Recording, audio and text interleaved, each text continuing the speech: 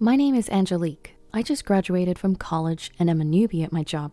Angelique, you're in new employee training, right? Kind of like orientation?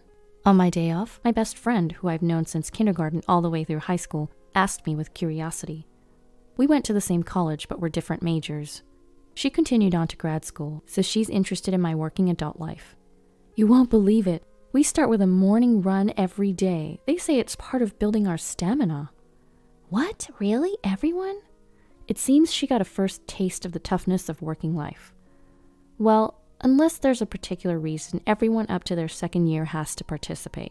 Those with 3 years or more are free, but I think about half of the entire company still does it. The other half are doing things like crosswords or brain training exercises. Whoa, interesting. I totally skipped the exercise part though. She chuckled in a peculiar way. Our company motto is also unique. It's something like, always be healthy, work hard, play hard, and live a long, active life. So for the first 30 minutes after starting work, we have time for physical and mental exercises. That is really unique. Not that I, who's not even a working adult yet, should say anything. I can interact with people from all ages and departments. It feels like an extension of a club or group in school. It's fun. I really do love the company I've joined. But don't you seem kind of tired? You're really observant. I was taken aback by my best friend's sharp observation. Yes, overall, the atmosphere at the company is okay, but there is one, if not the only, colossal obstacle. A supremely arrogant individual stands in my way. You want to quit? Oh, I see, just as I thought. You lack determination. The woman who is my manager is complaining bitterly with a deep sigh on a call with a part-timer who has been absent for a few days. Her loud voice, meant to be heard, seems to be filled with malice, pushing the other person into a corner. The manager, who is whispered as the queen of damaging sighs, has the destructive power to completely demoralize the person on the receiving end of her sighs.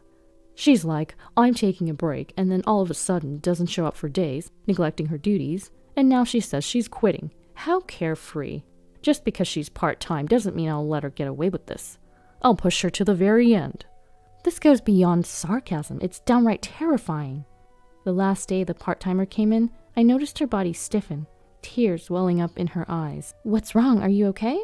She had been scolded by the manager again. She was trembling as she spoke. It must have taken a lot of courage for her to make this phone call. Since the manager has no choice but to accept her resignation, it would be better to just let her go without any more sarcastic remarks. I found myself sighing instead. It's been about a month since I joined the company. Considering that the first week was just going round and learning from all the departments in the company, I've encountered similar situations twice in the short span of 3 weeks. It's so inconvenient. She hardly does her work and just drags everyone down. All I'm doing is pointing that out. The manager, secretly referred to as the Empress in the company, always has deep wrinkles between her eyebrows. It takes effort to replace her. It's only natural that she should have the consideration to find a replacement and finish the handover before she quits, right? The tension spreads among the employees present as the manager seeks agreement. Everyone pretended to be focused on their work, nodding without making eye contact with the manager. However, oh, you seem to have a problem. Well, as I was recalling the face of the part-timer, I was caught in the scrutinizing gaze of the Empress. I'll ask you, once you receive your salary, you should take responsibility for your work, right? Yes? If asked just about the correctness of that statement, there's no other answer but to agree. Moreover, the manager was fully aware of this and deliberately directed the question at me. Do you think it's okay to act selfishly in the workplace? No, but selfishness is the enemy of work, right? I was about to argue back, but her loud voice cut me off, and in the end, I wasn't allowed to say anything. I regret that I couldn't do anything for the part-timer who was crying back then, and that I just let the manager have her way. That's bound to stress you out. I'm sorry, I just keep complaining. I was supposed to be bragging about the company, but before I knew it, it was all just one-sided complaints from me. It's okay. You can't keep things like that bottled up, and it's not your fault you can't argue back. If you resist too much, you'll be the next target. A manager who mixes up power and authority is the worst, right? Be careful not to get on her bad side, okay? Thanks. While expressing my gratitude to my best friend, I finally brought up the main topic. About the trip, I think I can cover the costs with my part-time job savings from college and my first paycheck. I'm thinking of taking my grandparents to the resort you told me about before. Do you think they'll be pleased? This was the real issue I wanted to discuss. She is well informed about traveling, having done so extensively with her family. Of course, the inn is one that even my picky grandmother was completely satisfied with. You can't go wrong. My best friend gave her approval with a smile. I'm glad. I really want to make it a good memory since we're doing it. I was planning a trip with my grandparents using the money I had diligently saved up. My grandparents are the ones who raised me in place of my parents who passed away when I was young. I wanted to give something back to the two of them who always put me first and supported me, so I had been saving money from part-time jobs since my college days. Gifting a relaxing stay at a luxury inn with your savings and first salary, your grandparents will definitely be thrilled. Seeing my friend smile, my cheeks also relaxed. However, it was Friday afternoon, the day before the trip. I was called by the manager and went to her desk, and she said, "Classify these by category and analyze them. They're documents to be used at the beginning of next week." She was wearing an unusually bright lipstick and had a smug smile on her face. Huh? I was suddenly faced with a pile of thick documents, and my eyes widened in surprise. You want me to analyze this by the end of the break? There were several binders, each one being super heavy, and they were all out of order. Just sorting and classifying them would likely take a whole day. And to analyze them on top of that. To my confusion, the manager said with a victorious air, "I'm glad you understand my orders. You've been ignoring instructions recently, you see." Unable to hold back the unreasonable accusations, I decided to stand my ground. I hate to point out, but it's Friday, and there are barely 2 hours left until the end of the day. It's simply impossible to finish these documents by the beginning of next week.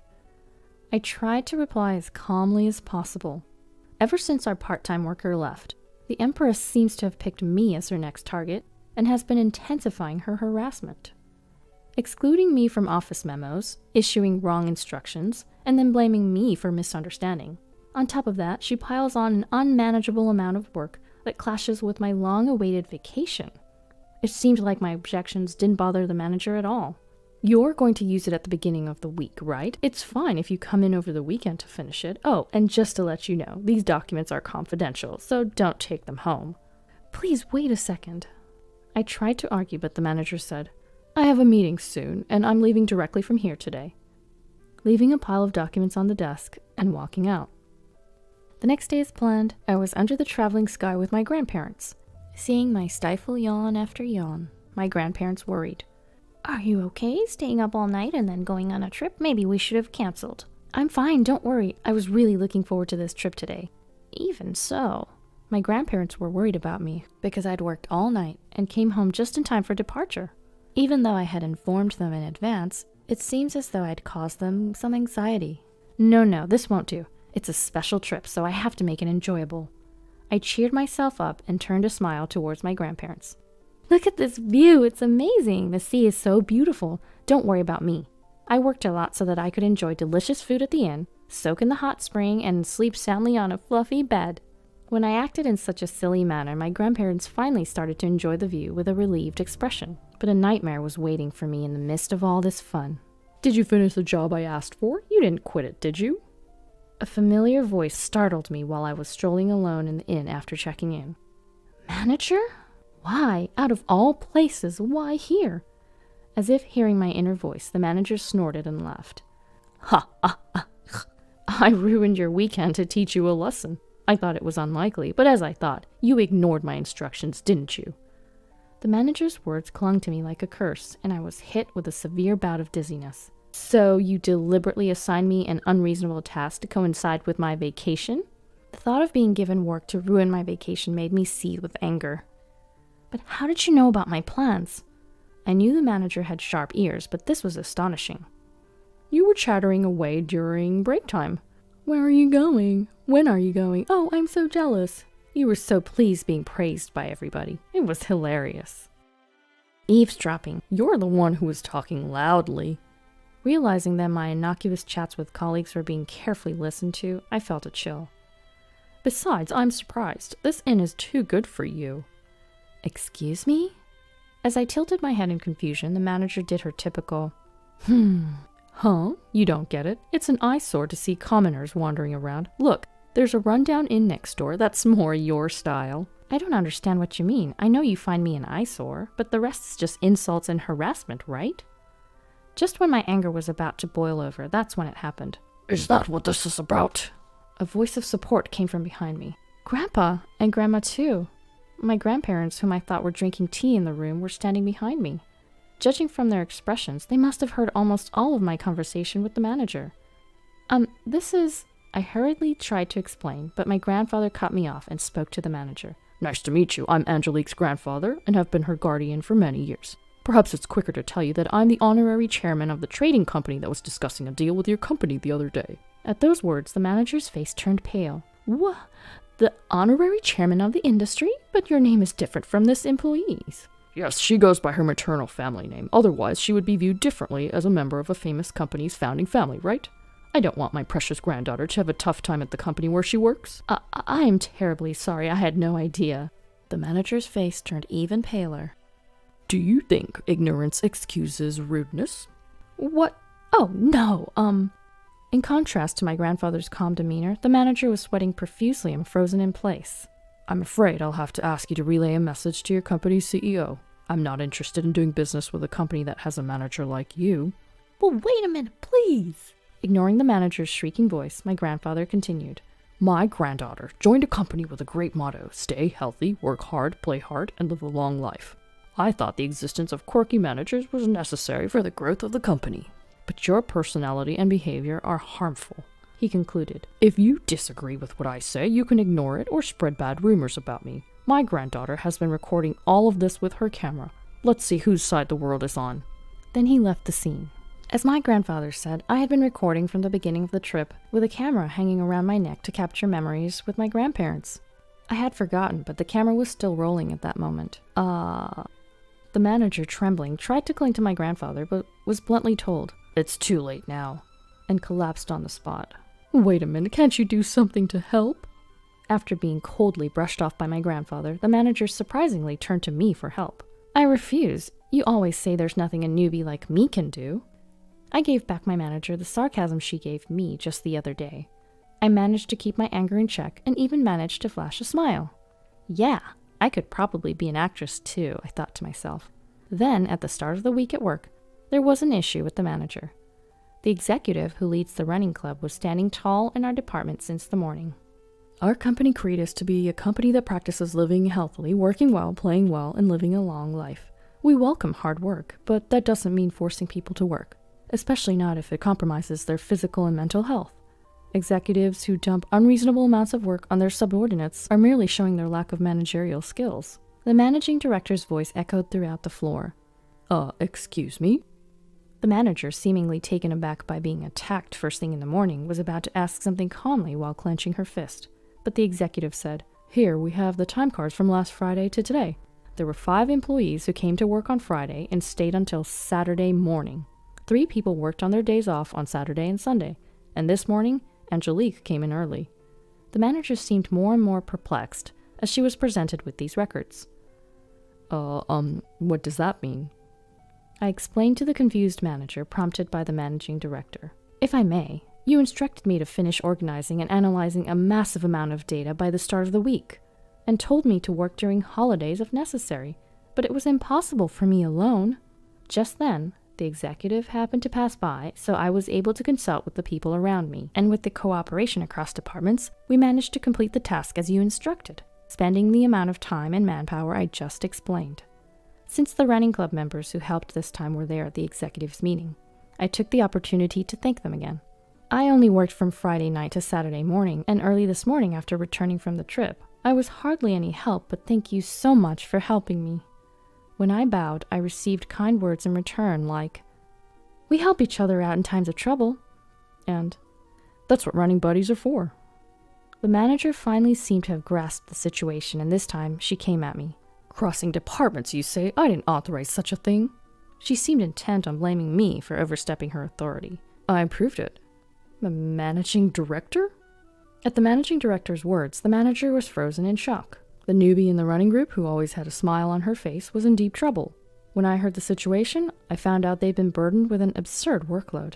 It would have been fine to leave them be, but since it was work necessary for the company, I took charge and gained everyone's cooperation. I apologized for the post-approval, but first.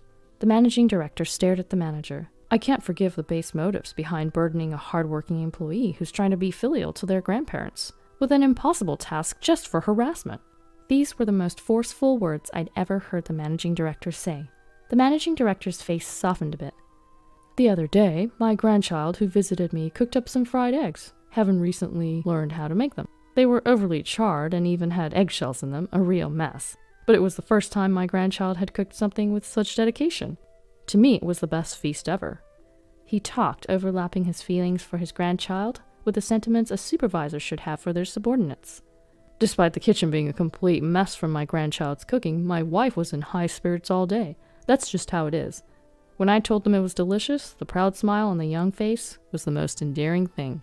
The managing director's unexpected story brought tears to the employees' eyes as they shared memories of their own grandparents. I still can't forget the taste of the rice porridge my grandma made me when I was sick, and the Band-Aid my grandpa put on me saying, "Pain, pain, go away," seemed to heal me faster. While almost bursting out laughing at the managing director's doting grandparent stories, I felt a lump in my throat, wondering if a present for their grandparents could elicit such an emotional response. The people who helped me that day told me as I bowed, "If you think you're causing trouble, the best way to show us respect is to go and have as much fun as possible." And they sent me off on my trip. I love this company, all of you, and of course my job. That's why it's so frustrating to see part-time workers and employees like me being targeted and quitting due to unreasonable demands. Saying this with all the courage I could muster, a warm round of applause erupted from those around them. However, the manager seemed irritated by this and confronted them. "Do you think it's okay to talk like that?" The managing director quickly reprimanded her.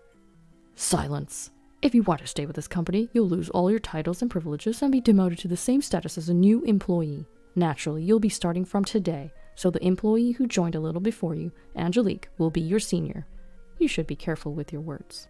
Upon hearing that the president had also approved, the manager shook her head intensely and yelled, "No, I won't accept this." But there was no help for her. Instead, everyone's cold glares focused on her. "If you don't like it, you're welcome to submit a resignation letter anytime." What? This was the downfall of the manager known as the Empress. Afterwards, she was literally demoted to a rank-and-file employee.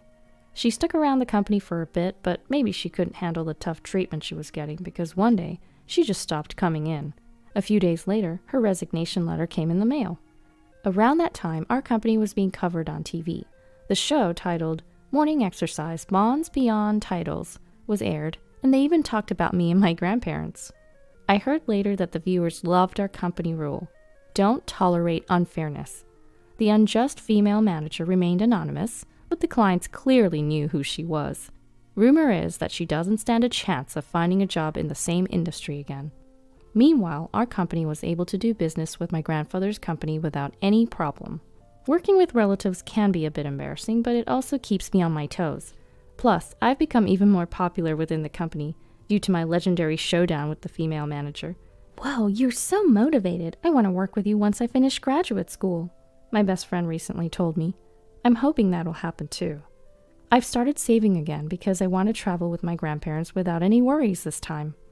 It'll take time since all I can do is save bit by bit, but just sit tight, Grandma and Grandpa. I'm going to continue to cherish my precious time from here on out.